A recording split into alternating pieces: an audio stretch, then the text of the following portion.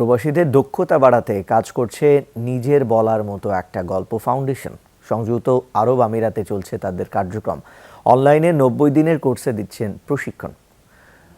2018 সালে প্রতিষ্ঠিত এই ফাউন্ডেশন অন্তত 53 দেশে অনলাইনের মাধ্যমে প্রবাসীদের প্রশিক্ষণ দিচ্ছে।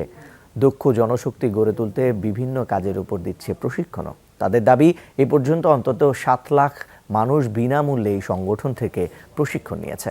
ভবিষ্যতে কার্যক্রম আরও বিস্তৃত করার আশা সংগঠনটির। গত 5 বছরে মোর দ্যান 50+ আমাদের এস্টাবলিশ বিজনেসম্যান তৈরি হয়েছে।